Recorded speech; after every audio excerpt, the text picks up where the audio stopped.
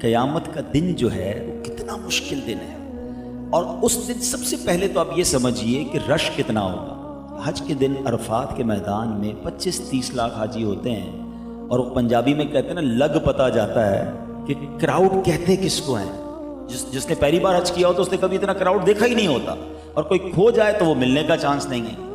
25-30 لاکھ لوگوں میں ہم اپنا خیمہ ڈھونڈنا مشکل، کسی دوست تک پہنچنا مشکل۔ میرے ساتھ رہیے گا ذرا، ٹھیک ہے؟ آپ کو پتہ ہے قیامت کے دن کتنے لوگ ہوں گے؟ 8 ارب تو اس وقت دنیا میں لوگ ہیں نا، 8 بلین، اور from the day first day حضرت آدم علیہ السلام سے لے کر ٹل دا ڈے آف ججمنٹ، قیامت تک جتنے لوگ دنیا میں آئیں گے سب قیامت کے دن ہوں گے۔ پتہ نہیں کتنے بلین، کتنے ٹریلین، پتہ نہیں کتنے لوگ ہوں گے، خرب ہوں گے یا خربوں میں ہوں گے۔ اچھا، اب عرفات کے میدان میں جب ہم ہوتے ہیں نا، تو ہماری اگر کوئی پیدل جا رہا ہے یا بس سے اتر گیا ہے تو اب اس کی شاید اس وقت زندگی کی سب سے بڑی تمنا یہ ہوتی ہے خیمے میں پہنچ جاؤں، اپنی جگہ پہنچ جاؤں، اپنے ٹھکانے پہ پہنچ جاؤں، کیونکہ سایہ مل جائے گا، پانی مل جائے گا، اے سی چل رہا ہوگا، تھوڑا ریلیکس ہو جاؤں گا۔ ایسے ہی مجھے سچ بتائیں، ان اربوں خربوں لوگوں کی، اچھا ان میں مسلمان کتنے ہوں گے؟ اس وقت 2 ارب مسلمان ہیں دنیا میں، اس وقت اور بہت زیادہ ہو جائیں گے۔ ان کم از کم اربوں مسلمانوں کی خواہش کیا ہوگی کہ ملنا کس سے ہے؟ کون سی ایسی ذات ہے جو ان تمام کلیمٹیز، تمام پرابلم سے مجھے بچا لے گی؟ ساری کائنات میں کوئی نہیں ہے میرے آقا کے علاوہ، کیونکہ آپ کو شافع روز محشر بنایا گیا ہے، آپ کو قیامت کے دن مقام محمود عطا کیا جائے گا۔ ہی از دا اونلی، اس دن پیارے آقا ہوں گے جو ہماری کیور کریں گے، ہمیں سپورٹ کریں گے، ہماری شفاعت کریں گے۔ اور اگر لسٹ بنائے نا قیامت کے دن کی پرابلمز کا، تو اگر آپ سمجھنا چاہتے ہیں کہ قیامت کے دن ہوگا کیا، سیکوینس وائز کیا کیا پرابلمز ہوں گی، اور یہ کس طرح ڈے آف ججمنٹ پورا برپا ہوگا، محشر برپا کیسے ہوگا، if you want to understand in brief, تو میں مشورہ دوں گا کہ بہار شریعت حصہ اول، یہ صدر الشریعہ مفتی امجد علی اعظمی صاحب نے کمال کیا ہے۔ آپ یقین کریں، میں نے اتنی بار پڑھا ہے وہ حصہ، خاص طور پہ اس میں قیامت کا باب۔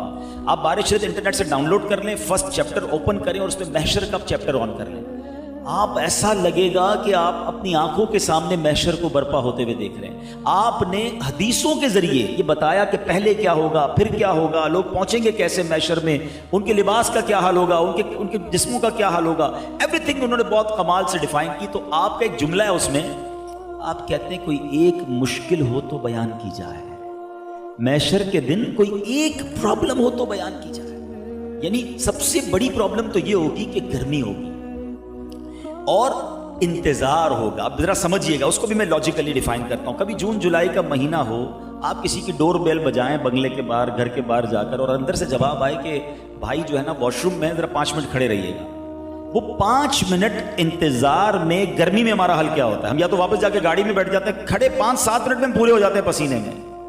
روایتوں میں آتا ہے کہ وہ دن 50,000 سال کا ہوگا، زمین تانبے کی ہوگی، اور 25,000 سال یعنی ہاف ڈے تو انتظار میں گزر جائے گا۔ یعنی لوگ انتظار کریں گے کہ کچھ تو ہو جائے، حساب کتاب ہی شروع ہو جائے، ہمارا فیصلہ ہی کر دیا جائے۔ اور پھر یہ سارا زمانہ جب آدھا دن گزرے گا نا، تب وہ جائیں گے حضرت آدم علیہ السلام کے پاس اور جا کر کہیں گے کہ آدم آپ ابو البشر ہیں، آپ تو سب سے پہلے اس دنیا میں نبی مبعوث کیے گئے، حضور آپ ہماری مدد کیجئے۔ تو حضرت آدم کہیں گے کہ نہیں، آج میں تمہاری کوئی مدد نہیں کر سکتا، اب بتائیے کہاں جائیں؟ اب آپ کہیں گے اذهبوا الی غیری، کسی اور کے پاس جاؤ۔ یہ پورا محشر، یہ پورا کراؤڈ اب یہ گھومتے گھومتے کبھی حضرت ابراہیم کے پاس، کبھی حضرت موسیٰ کے پاس، کبھی حضرت نوح کے پاس، یہ ٹریول کرتے رہیں گے، اور ہر نبی کہے گا اذهبوا الی غیری، میں آج تمہاری کوئی مدد نہیں کر سکتا، اللہ نے آج ایسا غضب کیا ہے جو پہلے کبھی نہیں کیا، میں تمہاری کوئی ہیلپ نہیں کر سکتا۔ اللہ اکبر۔ اور جب یہ محشر آخر میں حضرت جناب عیسیٰ روح اللہ علی نبینا علیہ الصلوۃ والسلام کے پاس پہنچیں گے، کہیں گے اے عیسیٰ ہماری مدد کیجئے، وہ کہتے ہیں آج میں تمہاری کوئی مدد نہیں کر سکتا۔ تو وہ عرض کریں گے کوئی پتہ ہی بتا دیجئے، کوئی راستہ ہی بتا دیجئے، ہم کس کے پاس جائیں؟ اللہ اکبر۔ تب حضرت عیسیٰ کہیں گے کہ آج تمہاری مدد کسی نے کرنی ہے تو جناب رسول اللہ نے کرنی ہے، وہ خاتم النبیین ہیں، وہ رب کے حبیب ہیں، آج محشر کے دن شفاعت کا صحرا انہی کے سر ہے, تم نے انہی کے پاس جانا ہے, انہوں نے آج تمہاری مدد کرنی ہے. یہ سارا محشر پھر جناب رسول اللہ کے پاس پہنچیں گے. اللہ اکبر. مفتی صاحب لکھتے ہیں, حدیث کے الفاظ انہوں نے لکھے کہ جب سارا محشر یہ لوگ تڑپتے ہوئے, سمجھے ٹھوکرے کھاتے ہوئے جناب رسول اللہ کے پاس پہنچیں گے تو پیارے آقا یہ نہیں فرمائیں گے اذهبوا الی غیری, رسول اللہ فرمائیں گے انا لہا انا صاحبکم, آ جاؤ میرے امتیوں, میں آج تمہارے لیے ہوں. اور پھر نبی پاک اللہ کی بارگاہ میں سجدہ فرمائیں گے, اور اللہ اکبر جب رسول اللہ سجدہ فرمائیں گے تو رب کی طرف سے ارشاد ہوگا, اے محمد اپنا سر اٹھائیے, ارفع رأسک یا محمد, اے محمد اپنا سر اٹھائیے, شفاعت کیجئے, شفاعت قبول کی جائے گی, مانگیے عطا کیا جائے گا, سوال کیجئے وہ سوال پورا کیا جائے گا. اب یہاں تھوڑا سا رک جاتے ہیں. That is a very relevant question. آج کل ہمارے بچے ہیں نا بڑے انٹیلیجنٹ ہیں, سوال آئے گا ان کے ذہن میں کہ جناب آپ نے تو حدیث کے ذریعے بتا دیا کہ جناب رسول اللہ ہی شفاعت کریں گے, تو ہم قیامت کے دن ڈائریکٹ رسول اللہ کے پاس چلے جائیں گے, ہمیں کیا ضرورت ہے حضرت آدم کے پاس جانے کی, حضرت ابراہیم کے پاس جانے کی, حضرت نوح کے پاس جانے کی. اللہ اکبر. جناب علماء فرماتے ہیں یقیناً ہمیں پتا ہے کہ شافع روز محشر رسول پاک ہیں, مگر یہ مینیفیسٹو لکھا ہوا ہے, ہوگا ایسے ہی. قیامت کے دن یہ سب کو بھلا دیا جائے گا, سارا محشر پہلے حضرت آدم کے پاس جائے گا, پھر یہ باری باری انبیاء کے پاس جائیں گے, اور آخر میں رسول پاک کے پاس پہنچیں گے. اب سوال ہے یہ وجہ کیا ہے, what is the reason behind this, یہ کیوں محشر کو گھمایا جائے گا؟ تو بات یہ ہے کہ جب بھی عشق کی گتھی سلجھتی ہے تو در رضا سے سلجھتی ہے. پھر اعلیٰ حضرت کے قدموں میں حاضری دیتے ہیں. آؤ بریلی کے تاجدار سمجھاتے ہیں, وہ فرماتے ہیں خلیل و نجی مسیح و صفی سبھی سے کہیں بھی بنی. اے محشر والو سب کے پاس گئے نا, خلیل و نجی مسیح و صفی, خلیل و نجی مسیح و صفی سبھی سے کہیں بھی بنی. یہ بے خبری کہ خلق پھری کہاں سے کہاں تمہارے لیے. اللہ اکبر. یہ جو محشر کو گھمایا جائے گا نا, یہ سارا کچھ جو معاملہ ہوگا اس کی وجہ یہ ہے. بڑی خوبصورت بات ایک شاعر لکھتے ہیں کہ فقط اتنا سبب ہے انعقاد بزم محشر کا. ارے یہ محشر کا میدان سجایا کیوں جا رہا ہے؟ ارے جناب پیدا ہم قبر سے اٹھتے, ہمارے ہاتھ میں اعمال نامہ پکڑا دیا جاتا, رزلٹ دے دیا جاتا کہ تم جنتی ہو, جنت میں جاؤ, تمہیں دوزخ میں جانا ہے. نہیں, محشر کے میدان میں آنا ہے. اب جناب حساب کتاب ہونا ہے. اتنا بڑا محشر کا میدان سجایا کیوں جا رہا ہے؟ ایک ہی شعر میں ہمیں سمجھا دیا. وہ کہتے ہیں فقط اتنا سبب ہے انعقاد بزم محشر کا, آقا تمہاری شان محبوبی دکھائی جانے والی ہے. دنیا کو بتانا ہے کہ رسول اللہ کا مقام کیا ہے. عرش حق ہے, مسند رفعت رسول اللہ کی, دیکھنی ہے حشر میں عزت رسول اللہ کی. ٹوٹ جائیں گے گناہ گاروں کے فوراً قید و بند, حشر کو کھل جائے گی طاقت رسول اللہ کی. تو یہ محشر کے میدان میں اب جب نبی پاک ہی سکسیسر ہیں, نبی پاک ہی سپورٹر ہیں, پیارے آقا سے ہی جناب شفاعت لینی ہے, تو پتا چلا کہ جو پیارے آقا کے قریب ہو جائے گا اس کے تو سارے کام آسان ہو جائیں گے نا. یقیناً پیاس لگے گی, اور پیاس بھی کیسی لگے گی. اب مثال کر دیتا ہوں, گرمی میں جب ہمیں تھرسٹ, ہم پیاس لگتی ہے, ہم ایک گلاس پیتے ہیں, تھوڑی دیر بعد پھر پانی چاہیے ہوتا ہے, اور گرمی لگتی پھر پانی چاہیے, پیاس بجھتی نہیں ہے. جب سورج نیل پر ہوگا, زمین تانبے کی ہوگی, تو پیاس کتنی لگے گی, کتنے پانی کا انتظام کرنا پڑے گا. اللہ اکبر. مگر میرے رب نے ہمارے آقا علیہ الصلوۃ والسلام کو وہ حوض کوثر عطا کیا ہے. جمعے کے خطبے میں ایک جملہ سنتے ہیں, شربتن ہنیئتم مریئا لا نظمع بعدہ ابدا. فرمایا اللہ نے ایسا شربت عطا فرمایا ہے میرے آقا کو, اس کا کوئی ایک جام پی لے گا پھر اسے پیاس ہی نہیں لگنی ہے. ونس, بس ایک ہی جام چاہیے. تو پلانے والا کون ہے؟ رسول اللہ ہے. اور ہم اگر رسول اللہ کے قریب ہو جائیں گے تو سارا کام آسان ہو جائے گا نا. اعلیٰ حضرت کہتے ہیں نا, ٹھنڈا ٹھنڈا میٹھا میٹھا, ٹھنڈا ٹھنڈا میٹھا میٹھا پیتے ہم ہیں, پلاتے یہ ہیں صلی اللہ علیہ. کتنا مشکل دن ہوگا کہ ماں, سب سے زیادہ میرا خیال رکھنے والی میری ماں, میری تکلیف پہ بے قرار ہونے والی ماں, مگر ماں بھی اپنے بچے کے قریب نہیں آئی, وہ بھی مدد نہیں کرے. باپ ڈبل ڈیوٹی کرتا ہے آج. اپنے پیٹ کاٹ کر بچے کو پالتا ہے، مگر اس دن نفسا نفسی کا ایسا دور ہوگا کہ والد نہ بیٹے کی مدد کرے گا، نہ بیٹا باپ کو کوئی ہیلپ کر سکے گا، مگر اس دن کون کام آئے گا؟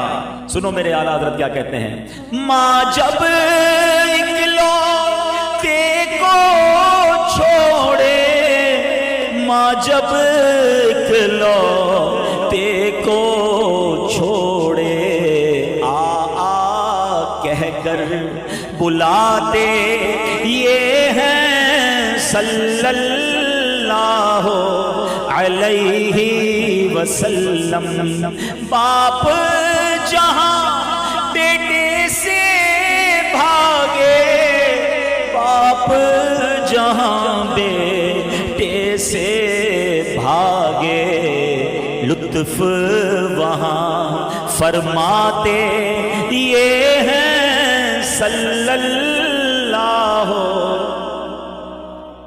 اچھا اب جناب اس گرمی ہی بہت تھی، اس گرمی میں حساب کتاب ہو، اس گرمی میں نامہ اعمال کھلیں گے، ہمیں تو پہلے ہی پتہ ہے ہمارے گناہ زیادہ ہیں، شرمندہ ہو جائیں گے، ذلیل ہو جائیں گے، سب کو پتہ چل جائے گا چھپ چھپ کر کیا گناہ کیے ہیں، مگر سنو میرے آقا کا وہاں شاندار کردار کیا ہوگا کہ اپنی بنی ہم آپ بگاڑے، اپنی بنی ہم آپ بگاڑیں، کون بنائے بناتے یہ ہیں صلی اللہ علیہ وسلم۔ کیسے دامن سے دامن ڈھک کر ہمارے عیب چھپائیں گے کہ رنگے بے رنگوں کا پردہ، رنگے بے رنگوں کا پردہ، دامن ڈھک کر چھپاتے یہ ہیں صلی اللہ۔ اب اعمال نامے تلیں گے، اسکیل لگایا جائے گا، وزن کیے جائیں گے، پہلے ہی پتہ ہے نیکیوں کا پلڑا ہلکا ہے، اور جس کی نیکیوں کا پلڑا ہلکا ہوا وَأَمَّا مَنْ خَفَّتْ مَوَازِينُهُ، قرآن نے پہلے اعلان کر دیا ہے فَأُمُّهُ هَاوِيَةٌ وَمَا أَدْرَاكَ مَا هِيَ نَارٌ حَامِيَةٌ۔ قرآن کہتا ہے جس کی نیکیوں کا پلڑا ہلکا وہ تو بھڑکتی بھی آگ میں جائے گا، مگر ہمیں امید کیا ہے کہ اپنے بھرم سے ہم ہلکوں کا، اپنے بھرم سے ہم ہلکوں کا پلہ بھاری بناتے یہ ہیں صلی اللہ علیہ۔ اب پل صراط سے گزارا جائے گا، میں نے شروع میں کہا تھا نا کوئی ایک مشکل ہو تو بیان کی جائے، اور پل صراط کا پل کیسا ہوگا؟ ایسی لائٹیں لگی ہوئی، یہ موٹر وے کا پل نہیں ہوگا، تلوار سے زیادہ تیز اور بال سے زیادہ باریک، اندھیرے میں ڈوبا ہوا ہوگا، لوگ کٹ کٹ کر جہنم میں گر رہے ہو، کیا ہوگا ہمارا، کیسے گزریں گے؟ مگر سنو میرے آقا کتنے کریم ہیں کہ اس پل کے کنارے سجدے میں جا کر صدائیں کیا لگا رہے ہو؟ رب سلم امتی، رب سلم، اے اللہ میری امت سلامتی سے گزار۔ اعلیٰ حضرت کیا کہتے ہیں؟ سلم سلم کی ڈھارس سے، سلم سلم کی ڈھارس سے، پل سے پار چلاتے یہ ہیں صلی اللہ علیہ وسلم۔ اب آؤ جو میں نے درود پاک کی فضیلت بیان کی ہے، اب سمجھو وہ انعام کتنا بڑا ہے۔ آقا نے کیا فرمایا؟ تم میں سے میرے سب سے نزدیک وہ ہوگا، کس دن؟ قیامت کے دن، جس نے مجھ پر سب سے زیادہ درود پڑے ہوں گے۔ ہائے ہائے ہائے، اب سوچو یہ کتنا بڑا انعام ہے۔ میں گناہ گار پتہ نہیں کدھر پڑا ہوا ہوں گا، میں کدھر ہوں گا اور آقا کدھر، میں کیسے ان کو ڈھونڈ سکوں گا، میں کیسے قریب جاؤں گا؟ مگر گویا نبی پاک نے مجھے اور آپ کو گیٹ پاس دیا، میرے پاس آنا ہے تو میرے بندوں دنیا میں درود، میرے غلاموں دنیا میں درود پڑھ لینا۔ ہمارے پاس درود پڑھنے کا ہی ٹائم نہیں ہے، فضول باتیں کروا لو، موبائل فون پر گھنٹوں گزار لیں گے، کرکٹ میچ ہو تو پورا دن دیکھنے کے لیے تیار ہے، نہ نماز کا ہوش ہے نہ درود کا ہوش ہے۔ تلاوت کرتے ہیں. نہ کریں ایسا. یہ ایک ہی بار زندگی ملی ہے. اسی زندگی میں ہم نے دنیا بھی بہتر کرنی ہے, اپنی آخرت بھی بہتر کرنی ہے. اب تو سبحان اللہ اگلے 3-4 دنوں بعد وہ مہینہ آنے والا ہے جس کا سارا سال انتظار تھا نا. عاشقان رسول کی تو عید ہوتی ہے. تو میں آپ سے سوال کرنا چاہتا ہوں کہ رسول اللہ صلی اللہ علیہ وسلم کے لیے کیا گفٹ تیار کر رہے ہیں؟ دنیا کا دستور ہے نا, جس کی برتھ ڈے آتی ہے اس کو گفٹ دیتے ہیں. تو پیارے آقا کے لیے آؤ نا مل کر درود کا تحفہ تیار کرتے ہیں. اب آج سے روزانہ 1200 بار درود پاک پڑھنا شروع کرتے ہیں. تو انشاءاللہ آپ کے گھر میں رحمتیں الگ, برکتیں الگ, رزق میں برکتیں الگ, صحت اچھی الگ.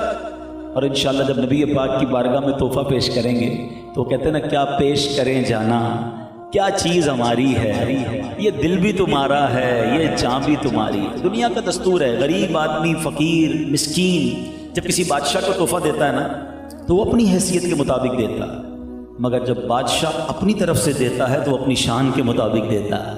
تو ہم اپنی حیثیت کے مطابق تحفہ دیں, پھر دیکھیں سرکار دو عالم علیہ الصلوۃ والسلام کیسی نگاہ رحمت فرماتے ہیں. تو نیت کرتے ہیں انشاءاللہ کثرت سے درود پاک پڑھیں گے انشاءاللہ. ایک بار محبت کے ساتھ درود پاک پڑھ لیں.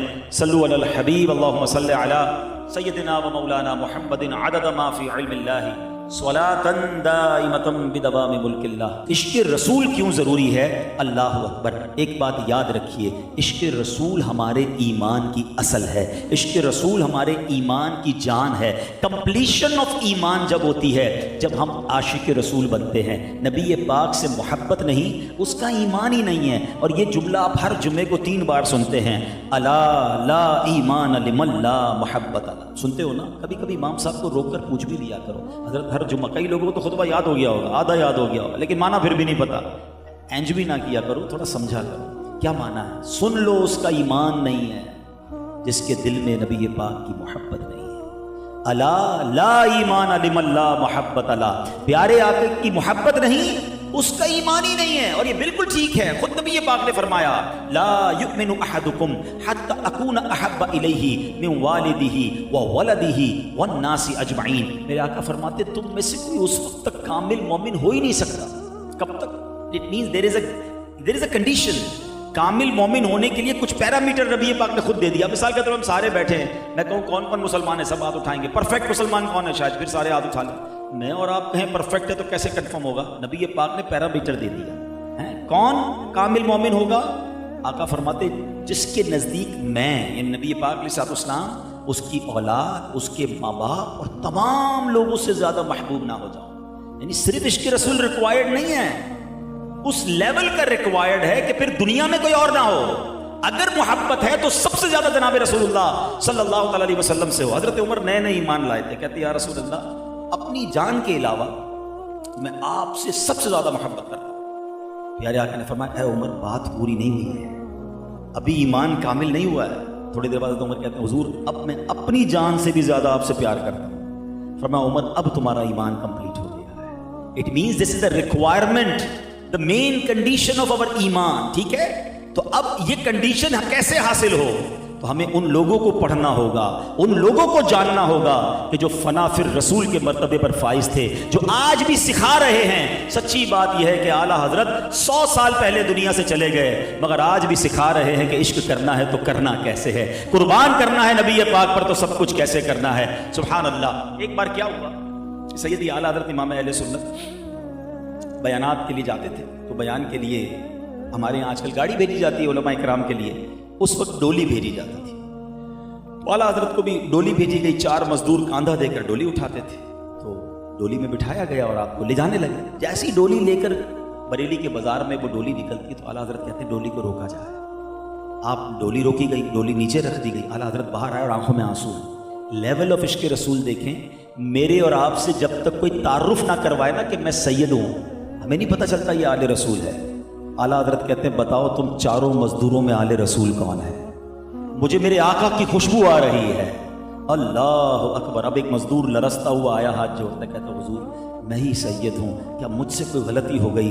अल्लाह अकबर। मुफ्ती आज़म हैं, उस ज़माने के मुहद्दिस हैं, बड़े बड़े फुकहा आपके शागिर्द हैं। अब आला हज़रत ज़ारो के तार रोने लगे, कहते सैयद ज़ादे गलती तुमसे नहीं, गलती मुझसे हो गई है। आपके कांधों पर मैंने कैसे सवारी कर ली? ऐ शहज़ादे, अगर बरोज़े क़यामत नबी पाक ने मुझसे सवाल कर लिया कि ए रज़ा, मेरी आल के कांधे इसलिए थे कि तुम सवारी करते, तो मैं नबी पाक को क्या जवाब दूंगा? ऐ शहज़ादे, मुझे माफ़ कर दो। उधर वो मजदूर हैरान है, लोग जमा होना शुरू हो गए, बाजार के अंदर ये वाकया हो रहा है। आला हजरत का एक नाम था, जमाने के इमाम थे, लोग हैरान हैं कि ये किसी मजदूर के आगे हाथ जोड़कर क्यों खड़े हैं, आंखों से टप टप आंसू गिर रहे हैं। अब वो मजदूर कहता है, हुजूर आपका क्या कसूर है? मजदूरी मुझे चाहिए थी, पैसों की जरूरत मुझे थी, मैं काम करने के लिए आया। आला हजरत कहते हैं, नहीं, मुझे माफ कर दो, अल्लाह के लिए माफ कर दो। वो शहजादा कहता है, वो सैयद ज़ादा मजदूर कहता है, हुजूर मैंने आपको माफ किया। कहते नहीं, अहमद रजा के दिल को जब तक तसल्ली ना होगी, जब तक ऐ शहजादे आप डोली में ना बैठेंगे और अहमद रजा उस डोली को ना उठाएगा। आपने अपना इमामा उतारा और उस सैयद ज़ादे के कदमों में रख दिया। लोगों की चीखें निकल गईं और लोग भी ज़ारों के तार रोने लगे। और फिर ज़माने ने यह मंजर देखा कि आला हजरत ने सिर्फ अपने शेर में लिखा नहीं कि आका तेरी नस्ल पाक में है, बच्चा बच्चा नूर का, तू है ऐने नूर, तेरा सब घराना नूर का। आपने ये प्रूफ किया कि आपने उस शहजादे को डोली में बिठाया और कांधे पर उस बाजार में सैयदी आला हजरत ने उस डोली की सवारी फरमाई, यानी आपने अपने कांधों पर उठाया। इस कदर इश्क रसूल का लेवल आपके दिल में था। अल्लाह अकबर। एक बार बरेली शरीफ के करीब, चूंकि आप शायर भी बड़े कमाल के हैं, आज भी आपकी शायरी पर हदायत के बख्शिश पर रिसर्च हो रही है, लोग PhD कर रहे हैं आपकी शायरी पर। हुआ ये कि बरेली के करीब एक रियासत थी, उसका नाम है नानपारा। वहाँ से लोग आए, कहा हुजूर आप बहुत ज़बरदस्त शायर हैं, वहाँ एक बड़ा नवाब है और लोग उसकी नवाब के कसीदे लिखते हैं, और जब कसीदे लिखते हैं जो अच्छा कसीदा लिखता है वो उसको इनाम देता है। हुजूर आप तो वन ऑफ द बेस्ट हैं, अगर आप लिख देंगे तो आपको बहुत बड़ा इनाम मिल जाएगा, आपके भी कुछ काम आसान हो जाएंगे, मदरसे के दीगर मामलात। आला हजरत ने कलम उठाया। हो सकता है उस वक्त के लोगों ने सोचा हो कि जनाब ये बड़ा कमाल का कसीदा लिखेंगे, मगर वल्लाह कसीदा तो कमाल का लिखा, मगर किसके नाम पर लिखा, किसकी शान में लिखा? नवाब के नाम पर नहीं, अपने आका की शान में लिखा। क्या लिखते हैं वो? कमाल हुस्न हुजूर है कि गुमान नक्स जहां नहीं, यही फूल खार से दूर है, यही शम्मा है कि धुआं नहीं। वल्लाह मेरे पास वक्त कम है, लेकिन अगर मैं इस कलाम को ही एक्सप्लेन करूं आपके सामने, one of the amazing Kalam of आला हजरत, आपने किस किस बात को कवर किया है। आप कहते हैं नबी पाक के हुस्न की शान ये है, इमेजिन नक्स तो दूर की बात है, फॉल्ट तो दूर की बात है, इमेजिनेशन भी नहीं की जा सकती कि गुमाने नक्स जहां नहीं। आज आप दुनिया में गुलाब उठाएं, आपको बहुत अच्छा लगता है, मगर गुलाब के साथ प्रॉब्लम यह है कि कांटे भी होते हैं। आप अपने घर में शमा जलाएं, कैंडल लाइट डिनर बड़ा मशहूर है, मगर उस पर एक प्रॉब्लम है, उस कैंडल में धुआं होता है। आला हज़रत कहते हैं मेरे आका वो नेमत है जिसके साथ कोई जहमत नहीं है, कि वो फूल कैसे हैं, यही फूल खार से दूर है, यही शम्मा है कि धुआं नहीं। मैं निसार तेरे कलाम पर मिली यूं तो किसको ज़बां नहीं, वो सुखन है जिसमें सुखन ना हो, वो बयां है जिसका बयां नहीं। मेरे आका जब गुफ्तगू करते ना तो बड़े बड़े इंटेलेक्चुअल, अब ये अलग बात है, कभी मौका मिला तो इसको बयान करेंगे कि अरब के लोगों को अपनी जबान पर कितना नाज था। उस जमाने में लोग समझते थे हमें ही बोलना आता है, किसी और को बोलना ही नहीं आता, मगर जब नबी पाक गुफ्तगू करते तो वो लोग जिनको अपनी जबान पर नाज था उनका हाल क्या होता। आला हज़रत कहते हैं मैं निसार तेरे कलाम पर मिली यूं तो किसको ज़बां नहीं, वो सुखन है जिसमें सुखन ना हो, वो बयां है जिसका बयां नहीं। आका तेरे आगे यूं हैं दबे लचे फुसहा अरब के बड़े बड़े, कोई जाने मुंह में ज़बां नहीं, नहीं बल्कि जिस्म में जान नहीं। वो बिल्कुल गुमसुम हो जाते थे, वो शॉक हो जाते थे कि ये बातें, ये अल्फाज, ये फसाद कहाँ से आ रही है। बहरहाल आला हज़रत ने एक कमाल का कलाम लिखा, और जब उसका मक्ता लिखते हैं ना मेरे रज़ा, तो सुनो क्या लिखते हैं। आला हज़रत कहते हैं, फरमाते हैं करूँ मदहे अहले दुवल रज़ा। अहले दुवल कहते हैं पैसे वालों की, यह बड़ा ज़बरदस्त मैसेज भी है। कहते हैं ए रज़ा मैं पैसे वालों की मदासराई करूँ, उनकी शान लिखूं, करूं मदहे अहले दुवल रज़ा, पड़े इस बला में मेरी बला, मैं गदा हूं अपने करीम। गदा कहते हो गुलाम, मैं गदा हूं अपने करीम का, मेरा दीन पाराए ना नहीं, मेरा दीन रोटी का टुकड़ा नहीं है कि इसको थोड़े पैसों के लिए बेचता रहूं। अब जरा थोड़े से समझदार लोग होंगे, शायरी की खूबसूरती समझना। रियासत का नाम क्या था? نان پارا، اور آخر میں کیا کہا؟ میرا دین پارا نا نہیں۔ اس نان پارا ریاست کے پہلے ٹکڑے کیے اور پارا نا یعنی روٹی کے ٹکڑا کہہ کر کیا خوبصورت اشارہ کیا کہ میرا دین روٹی کا ٹکڑا نہیں ہے کہ تھوڑے پیسوں کے لیے میں پیسوں والوں کی مدح کروں۔ اے میرے پیارے اسلامی بھائیوں، یہ اعلیٰ حضرت نے بہت شاندار ہمیں میسج دیا ہے کہ میں گدا ہوں اپنے کریم کا۔ آج پیسے زیادہ آتے ہیں نا، ڈیل بہت اچھی ہے، تھوڑا سا جھوٹ بولنا پڑے گا، ہاں تھوڑی سی ڈنڈی ہے، رشوت دینی پڑے گی، سود تھوڑا سا انوالو کرنا پڑے گا، لیکن ڈیل بہت اچھی ہے، کاروبار بڑا اوپر چلا جائے گا جب بھی جی چاہے نا ایسی ڈیل کرنے کو۔ میرے رضا کا یہ شعر پڑھ لینا، میں گدھا ہوں اپنے کریم، غلام ہوں اپنے آقا کا، میرا دین پارا نا نہیں ہے، میں آج تھوڑے پیسوں کے لیے دین بیچ دوں، کیا منہ دکھاؤں گا نبی پاک کو قیامت کے دن؟ جب نہیں، ابھی میں نے بیان کے شروع میں بتایا نا کہ قیامت کے دن صرف رسول پاک ہیں جن کی شفاعت لینی ہے، وہ ناراض ہو گئے نا، خدا کی قسم کوئی نہیں بچا سکے گا۔ میرے رضا ہی سمجھاتے ہیں کہ سنتے ہیں کہ محشر میں صرف ان کی رسائی ہے، there is nobody else۔ سنتے ہیں کہ محشر میں صرف ان کی رسائی ہے، گر ان کی رسائی ہے لو جب تو بنائی۔ کوئی ناراض ہو گئے تو کدھر جاؤں گا؟ تھوڑے پیسوں کے لیے، دوستوں کو خوش کرنے کے لیے رسول اللہ کو ناراض کرو گے؟ میرے رضا نے اس نان پارا کے ریاست کی تعریف کر کے پیسے نہیں کمائے، انہوں نے رسول اللہ کی شان بیان کی، آقا کا در نہ چھوڑا۔ اور سنو پھر کیسے انعام ملے۔ اعلیٰ حضرت کی کس کس کلام کی بات کروں اور کس کس عشق رسول کی طریقے کی بات کروں۔ اعلیٰ حضرت ایک جگہ لکھتے ہیں، ہم اور آپ بھی مدینے جاتے ہیں، مگر اعلیٰ حضرت کہتے ہیں رضا تو مدینے تو گیا تھا، مدینے کے کتوں کو دیکھا ہوگا، ان کو پیش کرنے کے لیے تھوڑا سا دل کا ٹکڑا بھی تو کاٹ کے دے دیتا نا۔ دل کا ٹکڑا، ہاں دل کا ٹکڑا کٹتا تو کیا ہوتا؟ جان چلی جاتی نا۔ اے رضا تجھے مدینے کے کتوں سے اپنی جان اتنی پیاری ہے؟ کہتے پار آئے دل بھی نہ نکلا، دل سے تحفے میں رضا ان سگانے کو سے اتنی جان پیاری۔ واہ اے رضا تجھے اپنی جان اتنی پیاری ہے، اسی قدر آپ کا عشق رسول تھا۔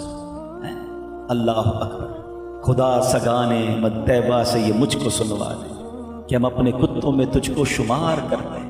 کیا لیول ہوتا ہے۔